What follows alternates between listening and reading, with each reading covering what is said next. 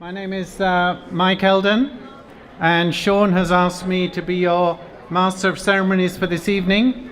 I think I'll go on strike soon. Can you hear me? If you can hear me, clap once.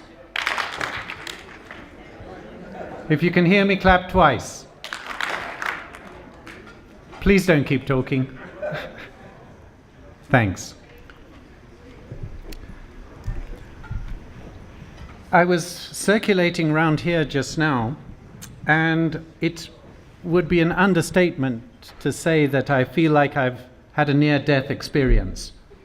I actually feel like I've died and gone to heaven and see all the people I used to know when I was alive. When I was alive in this crazy ICT industry of which so thankfully, so joyously for the last few years I've no longer been part. But it's a wonderful journey of nostalgia for me this evening, seeing all of you, seeing some of the people who've been around for all these years, some of you decades. Simon Mayer was telling me when I asked him, he says he's been at it since 1984. I would call that Kijana. But I was delighted to be invited tonight by Sean. I've known him all the time that he's been coming up here, masochist that he is. And I was delighted to be part of this celebration of 25 years of AITEC. You all know what AITEC stands for? I used to struggle, but somehow or another I remembered. I've forgotten most other things, but I remembered it's, let me look it up here, African IT Exhibitions and Conferences. I actually think it should be called SMITEC, Sean Maroney.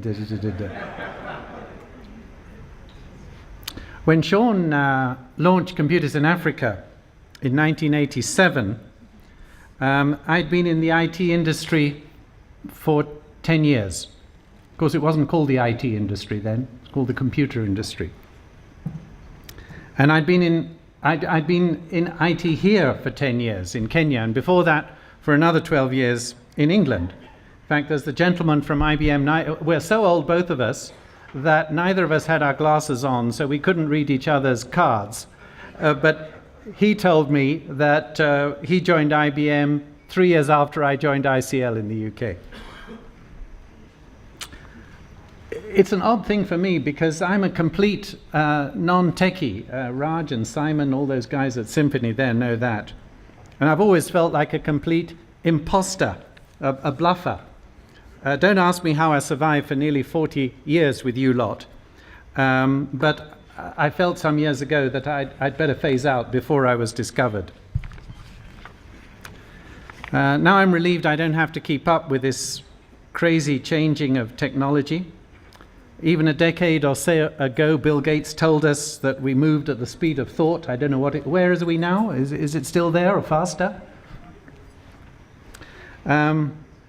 And it was actually back in 1965 that I was first exposed to a computer. Good news, it was an IBM. Sorry, everyone else. It was in the south of France, and I was doing an AITEC traineeship in Marseille with the Houillères de Bassin de Provence. And would it have been a 1401? Does my memory serve me correctly of that vintage? How would you know, you young man? And the Houillères de Bassin de Provence had this 1401, and I thought it was a wonderful, huge beast, a wonderful beast with punch cards, and all the things it could do, I said to myself as a fresh, almost graduate, I think I'd like to be part of this. So when I graduated in 1967, I applied for computer companies, and the rest is my history until a while ago. Before I hand over to Sean, just a few memories from me. Do you know in the early 1970s, I was a spreadsheet expert. Did you know there were spreadsheets in the 1970s? How many of you here weren't born then? On mainframes with punch cards. And I was running what today we would call IT strategy workshops. I don't think people had termed the word workshop then, had they? So I was running what we now call IT strategy workshops, including with spreadsheets. And I was actually bringing customers of ICL's in from France And there was one person who came, and I remember his address. And his name was Monsieur Martel. And you know what Monsieur Martel was head of, don't you? And the address of his company was Monsieur, I don't know, can't remember his first name, Martel, Société Martel, Place Martel, in the town of Cognac,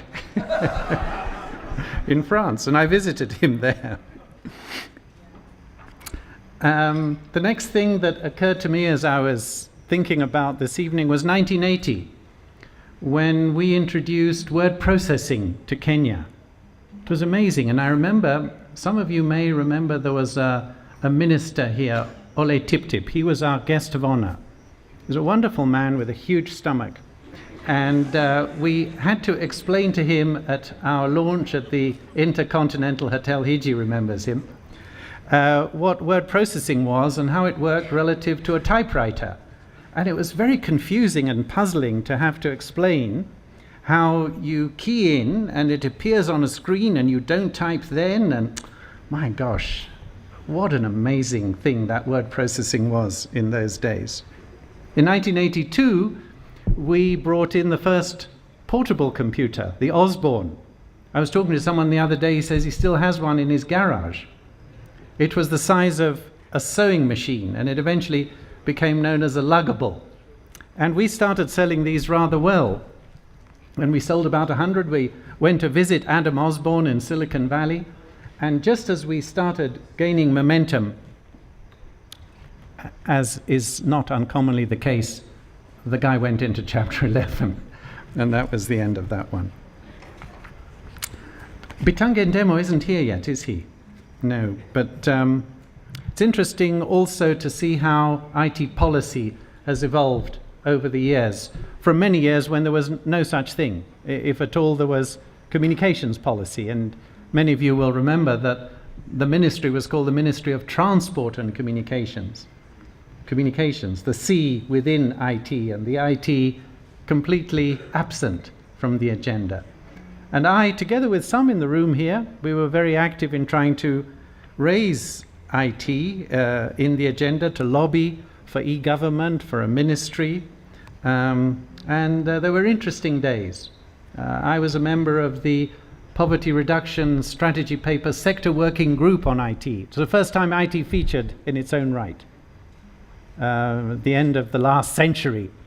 And Titus Naikuni, who was part of the Dream Team, he was the permanent secretary for Transport and Communications, and he chaired that sector working group.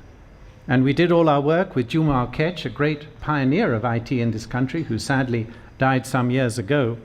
We did our work, and Titus Naikuni was due to present to the PRSP committee in the afternoon of the day on which he was fired. So he never did. But we still got an IT strategy. Many other, I mean, I could go on all night, of course. But I just want to end by remembering the earliest AITEC conferences, when I worked with Sean and others, including others here. And I remember the struggles then, presumably as now, to raise the level of participants then. That was the key issue, wasn't it, Sean?